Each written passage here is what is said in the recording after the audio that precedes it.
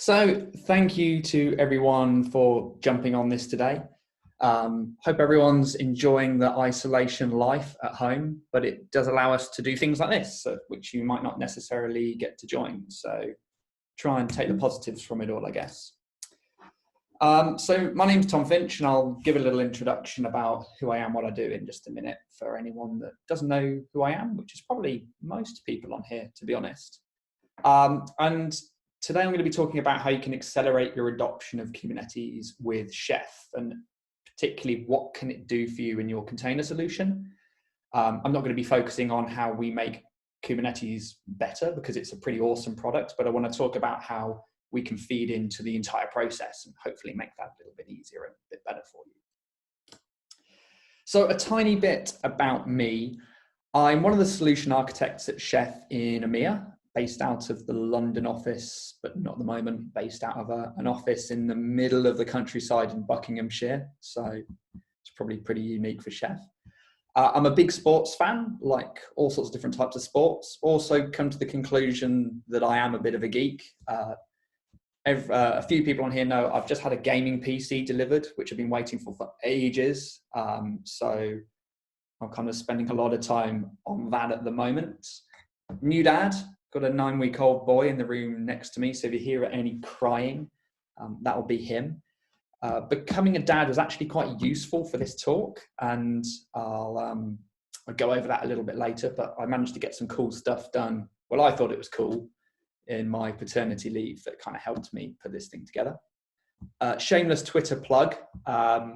Please follow me if you want to hear my ramblings, because I did this talk at Cloud Expo just as the virus really started to hit and we got lockdowns creeping in the UK. So literally no one turned up to the event, and I got one follower after my talk, which is it's like no value for me in doing that talk. So there are like 20 people on this today. So I've got to be getting at least 10. Otherwise I'm going to be really sad. So if you want to hear some random ramblings of somebody talking about their gaming PC and tweeting about MasterChef, because that's my life now, please follow me on there, or email me if you've got any questions. So enough of my rambling. Follow me on Twitter if you want more of that. I wanted to kick things off just with a quick where Chef are at with everything we're doing. And most of you probably know this already, but it's kind of important to what I'm trying to talk about today, in that everyone knows us for config management, infrastructure as code, that's a given. And you probably know us for the security stuff that we're doing around infrastructure as well. But you might not necessarily be thinking about security across containers or Kubernetes, because it's not typically what people think about when they think of Chef, in my experience. And also applications. You might be using Chef to do your application deployments. You might even be using Habitat, but really I want to talk today about Habitat and how that feeds into containers specifically, and how we can take that Habitat goodness and really make your Kubernetes adoption even better. We feed all this stuff into Automate, which you'll have probably seen. I'll touch on that, but really I want to focus around the security of Kubernetes, the containers, and everything it's running on really, and how all of that can be mashed together to make Kubernetes life just that little bit easier. So in my opinion, Kubernetes is great, and I imagine most people out there will agree with me, or they'll say it's great because it's a bit of a buzz at the moment, right? It's the new wave, the new thing. So we all think it's great, whether we actually think it or we're just jumping on the bandwagon. But it's absolutely everywhere. It's kind of the go-to for your container orchestration. It's kind of essential if you're really looking at a job in cloud engineering. I'm trying to go through some training for the ACE exam for GCP, and really you need to know Kubernetes in order to get to grips with that. So it's becoming really important. It's something that you kind of need to pick up and run with if you kind of want to be relevant still. But it's not just a cloud thing, right? We've got managed instances of Kubernetes that we're running. I've got a little Raspberry here because When I got asked to do this talk, or voluntold, because I know my boss is also on, I thought I'd best kind of learn this Kubernetes stuff, right? Because I was one of the people that went, yeah, it's great. I don't really know what it does, but it's great. So I decided to get this up and running on a Raspberry Pi. And I know a lot of people at Chef have been doing the same thing. We've got a Kubernetes enablement group, and one of the things that everyone's been sharing, and I've got some links so other people can give it a go, is trying to get Kubernetes running on these Raspberry Pis, and it just gives us a cool little managed environment that we can start to test some of the Chef stuff out on. So I'll talk a little bit about that later on. But essentially, it's everywhere, it's great. But the problem, not necessarily a problem, but the power of Kubernetes really depends on the quality of the containers it manages, right? Because it doesn't really have an opinion of those containers. You could give it something really, really bad, and it's going to say, yeah, I'll take that and I'll do the things with it because that's what I do. It doesn't really care if there are security vulnerabilities in there. It doesn't really care if they're much larger than they need to be. It's kind of down to you. So that's where I start looking at things like a Docker file. If we're going to start using Kubernetes to run our applications and do cool things, we're going to have to get some containers built. And this will probably look familiar to people. It's just a simple Docker file that I've grabbed from the internet, or grabbed from Docker Hub. And it always seems to start with this pulling of a base image. And I thought, well, I'm going to have a look into what a base image is, because it comes from a trusted source, so that all sounds really good, but what's actually in it? And if you jump onto Docker Hub and you start to follow the links, and you can see that it's defined as just a minimal operating system. And I don't really know what that means, because a minimal operating system could be different for me, it could be different for you. So it might contain things I do need, might contain things I don't need. So I found that very ambiguous. And then we start to layer things on top of this, and we do what we need to do to make this container do what we want it to do. And then we might push that back into a repository that we use in our company, or use between each other. Somebody pulls that down, they layer things on top, and it all starts to get really, really messy. And we start off with something that we think is clean, and it ends up with a lot of rubbish in it that we may or may not need and don't really know much about, to be honest.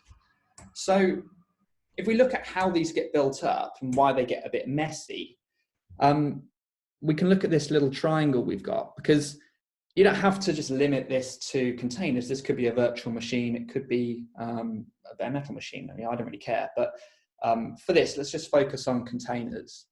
That we start off with this OS system. We've got our libraries on top. I mean, yeah, the OS system's probably abstracted a bit, but we've then got our application libraries, and then the app that sits on top of this. And we get all of these layers, and it starts to build up what a colleague of mine once described as baggage. So that from Ubuntu example is a really good example, because you've got an initial set of dependencies, you're laying more on top, and you just get this huge bloat. And it means that you've got containers that aren't particularly secure because you don't know what's in there. And they're not really being utilized to their best of their ability. You've just got virtual machines that live in containers, which isn't really what we're trying to do here. And it's not going to make your Kubernetes journey particularly enjoyable either. So what we're trying to do with Habitat, or when we use Habitat to build the containers, we start off with a bare minimum OS, that tiny little triangle at the bottom, the upside down triangle. We then layer Habitat on top, which controls the applications and the libraries that we're going to be placing on there. And that allows us to start building to really strict dependencies. So we're removing that baggage. We know exactly what's in that container. So we're pretty happy from a security perspective. There aren't any nasties in there that we don't know about. And it just starts to make the whole experience a little bit easier.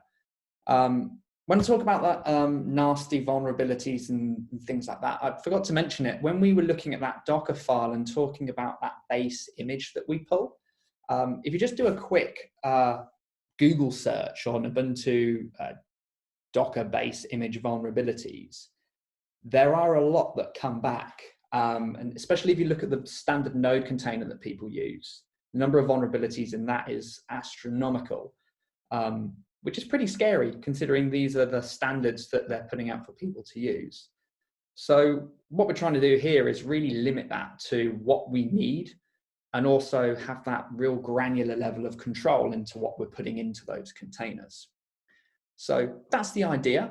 You may agree, you may disagree, and that's cool. I'm on the community Slack channel, so just ping me if you want to have a bit of a chat or a discussion about that. But a shout out to Jason as well, because I stole this slide from him. I know he's on. I stole a couple of his slides, so I thought I'd better just give him some credit. Otherwise, he might get mad at me. Feeling.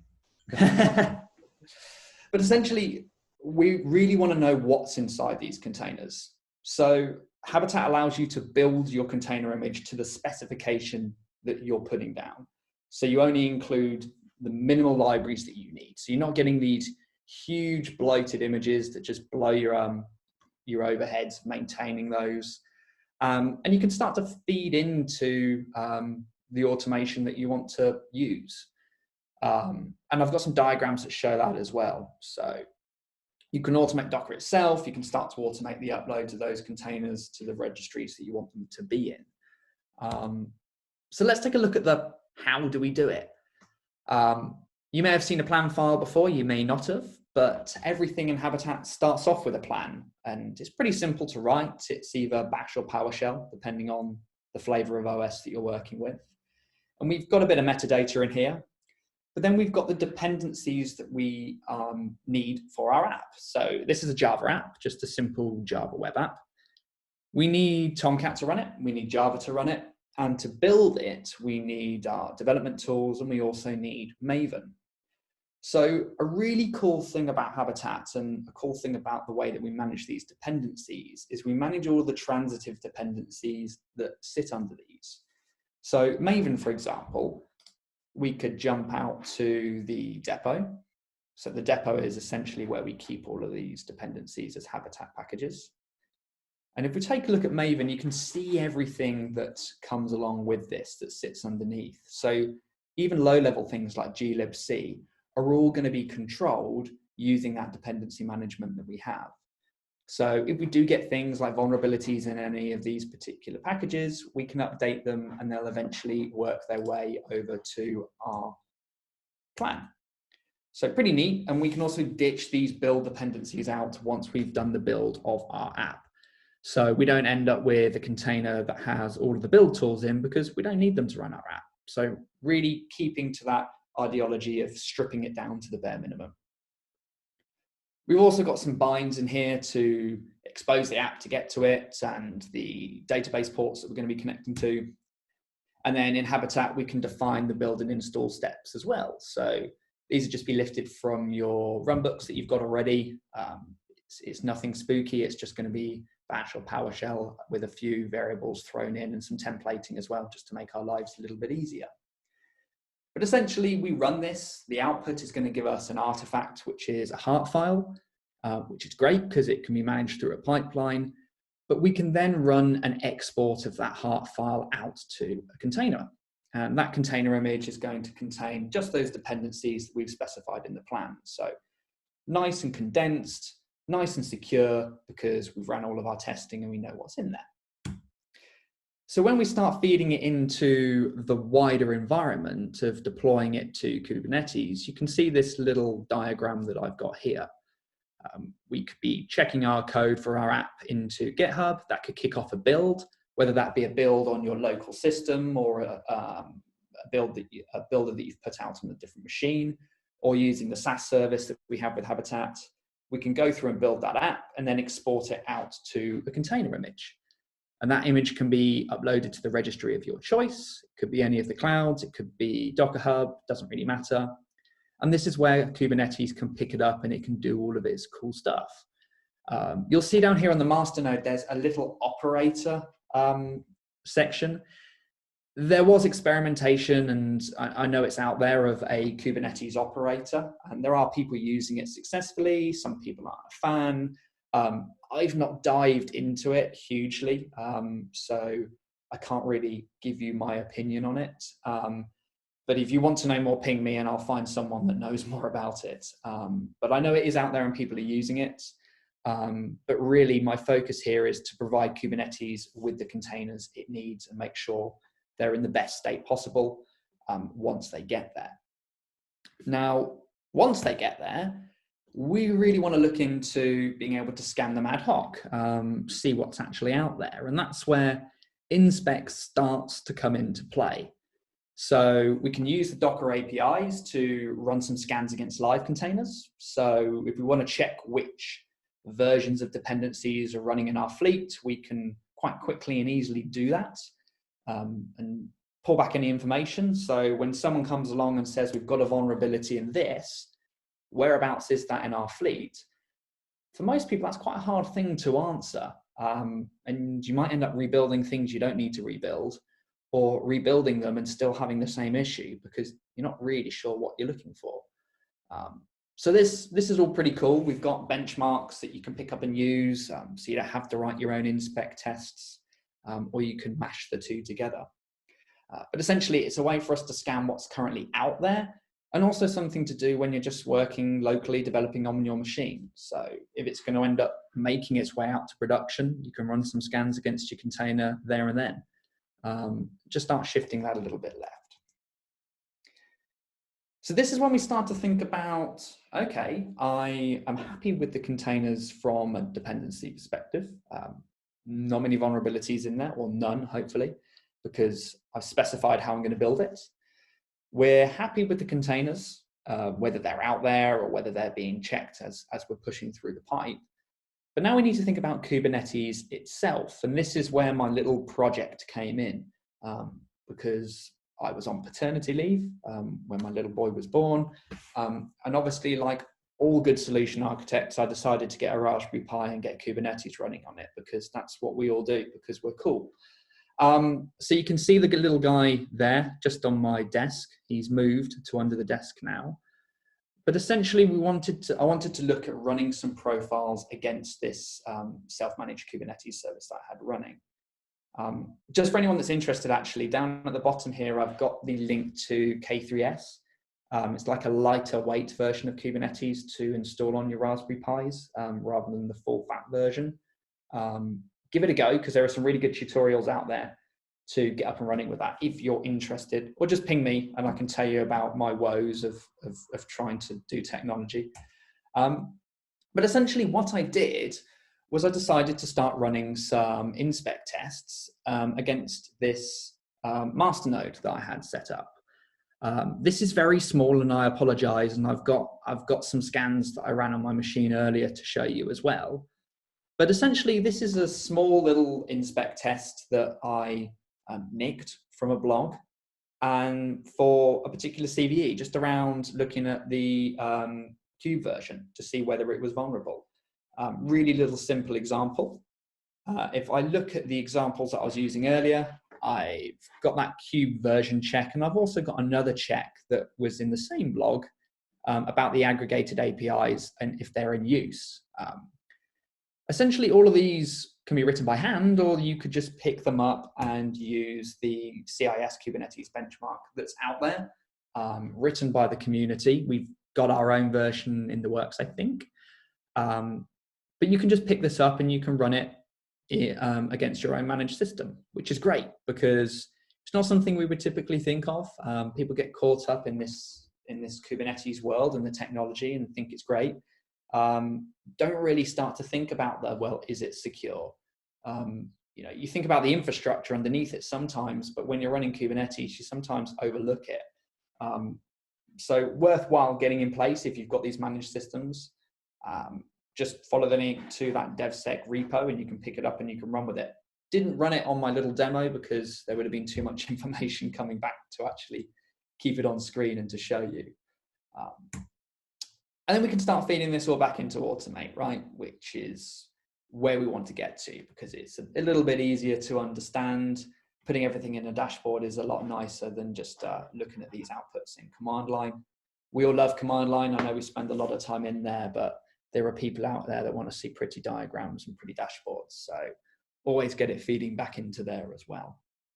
But the next thing to think about is, don't forget about the host. Simon and I, Simon is on the call, we were chatting about this before I did the talk, and the one thing that we discussed was, what about the underlying system that all of this is running on? Because I mentioned people get caught up in this Kubernetes hype and they kind of forget about what's providing the fundamental infrastructure underneath this.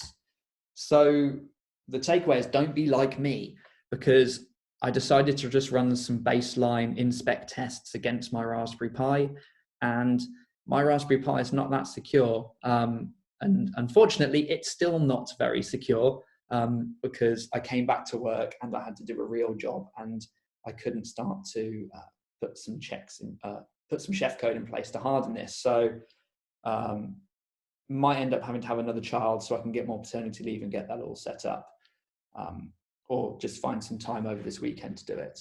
But don't be like me, because so much time is spent up in this cool, new, fast-moving world that we really do start to forget about the underlying operating system. So it's still important, right? People will say, well, how is Chef Infra still relevant in this container world, in this Kubernetes-driven world? But you still need to think about where it's running. Now, when you say that, oh yeah, I put this in earlier, config management is 100% still relevant for managing Kubernetes. That was meant to come up while I talked about it, but it didn't. But the next thing is, well, we don't need to worry about that because we do cloud. And that means that we don't need all this infrastructure. We don't need to think about running any hardening against it, because the cloud providers do all that for us, right? Like, it's their job. Which is partly true and partly not true, because they'll provide you with the services. If you want to use GCP or AWS or Azure to spin up your managed services running Kubernetes, they'll do that for you, but they're not really that fussed about making sure it's secure. That's not their job. Their job is to provide you with the service. So when you're looking at doing this, it's important to try and use something to check against that API. So inspec can be used for your containers, the Kubernetes instance, if it's self-managed, can be used for the infra. But what about the cloud APIs? So if we, I thought I had a link here. If we jump into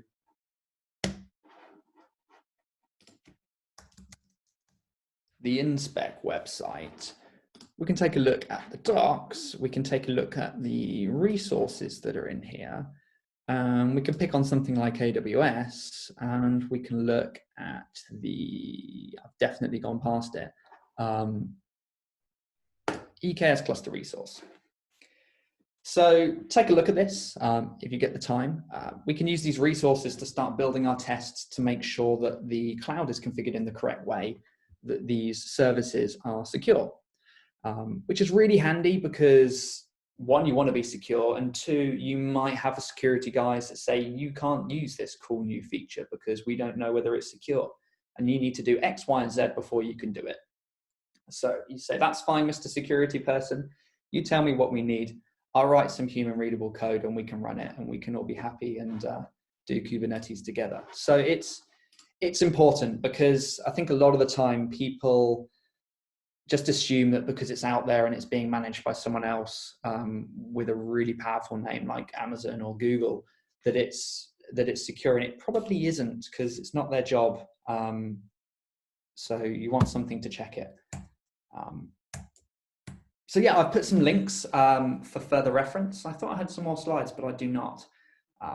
But have a look through that. I hope that's been interesting, because when I think of Chef and Kubernetes, I often think, well, how do the two play together? So I really wanted to talk about how we can hopefully make your life easier. Follow me on Twitter, get a Raspberry Pi, and get this going when you get some free time. And that's me. I don't know whether it was shorter than I was expecting or longer than I was expecting, but.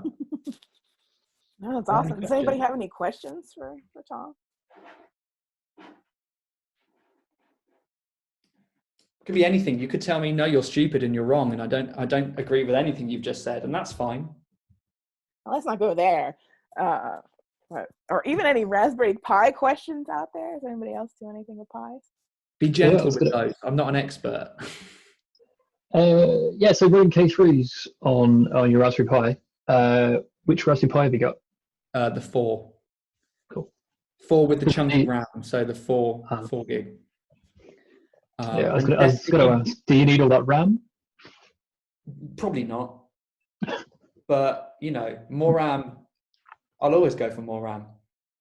Yeah. I mean, just to run Kubernetes on it, no. It was just that was the one that had the case because I wanted to put some cooling on it. So it was like a flash deal on Amazon. So I just grabbed that and that was what they had. Simon keeps promising he's going to send me his 4 that's got 2 gig of RAM. So I was going to add that to my cluster. So once that's happened, I can see which one performs better. It's lost in the COVID post, Tom. It's on its way.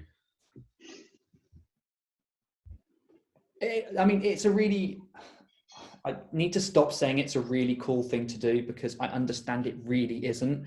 But I found it a really interesting and cool thing to do because it just allows me to test stuff out on Kubernetes and know what's going on under the covers because it's not like I'm saying, hey, Google, give me the stuff and it just happens. So I just found it really useful. Do you have any like gotchas or things that folks should watch out for if they're going to try something like this? Yeah, so one thing is, I could do this all remotely, but getting InSpec installed on the Raspberry Pi wasn't like, it's not hard, but it was, I had to pull down the source and I had to build it and make a few changes. It's not me that found this out. I think it was Dan that found it out. You need to make some changes to the gem file when you're doing the build. And then you're good to go. It's if you look at the way that we install from gem files, or if we do the gem install for InSpec, it's not super friendly for those ARM technologies. I think they're probably going to change it now because we've all been doing some stuff. So if you do play around with it, let me know and I can probably provide you with the output that you can put on there to get it going rather than doing that. Not that it's hard, but it was just one of those things that got me because I couldn't get it to work at first. And Chef's a bit different. So now I'm going to do the remediation when I find time. Matt Ray's put up you've probably seen it, like there's a whole blog on it that you can basically build your own build pipeline on that machine to build out the packages for Chef, which I've done, but I've just not implemented it yet. So, how hard is it or do you recommend going in with a Kubernetes solution first and then trying to shoehorn something like Habitat in afterwards? If we already have our own packaging solution, things like that for our application. Is it really difficult to do that, or is it something if we're looking at building out a new Kubernetes infrastructure that we should look at in the beginning? It's not essential, right? You could get going without Habitat for sure. It depends really on how confident are you that the containers that you're going to be putting out there are built with the minimum amount of attack vectors in. So in terms of dependencies that are in there. If I were doing it, I'd probably do the two together. I'd look at how we're building out the containers and I'd start to incorporate Habitat into that.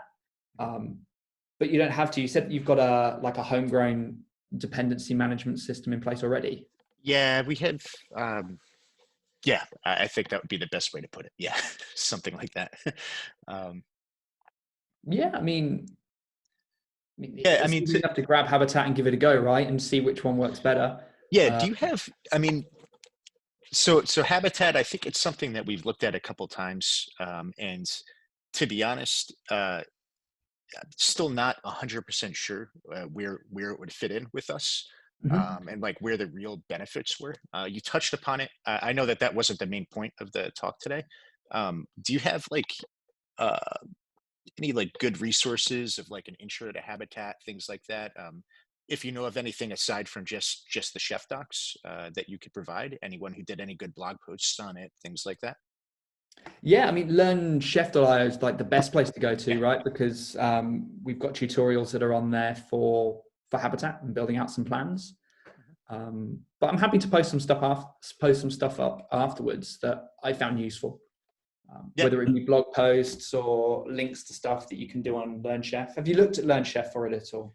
Yeah. We use Chef primary. That's our primary config management system right now. We have had kind of like a homegrown orchestration solution. So we didn't move to this whole new way of microservices as quickly as everybody else. Now that we're kind of seeing that using Chef to actually do the application config is not going to be the best way, because we kind of need those pre-built images now. So, since we've been using your products already for a while, we started looking at Habitat and, just trying to take the next step. So, yeah. Yeah, I'm happy to share some stuff that I find useful. Yeah, that would be cool. It's worth noting on Learn Chef that we've got there's a whole load of work being done building a getting started guide for Habitat, which is then going to feed into a whole bunch of new modules for Learn Chef when we release the new version of Learn Chef in June.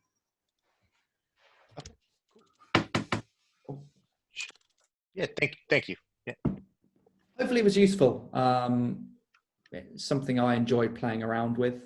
It was nice to be able to talk to more than 6 people about it, which is great. Yeah. All right. Very cool. Sarah looks really sad. I'm sorry. It's not your fault. You didn't your cause fault. the virus.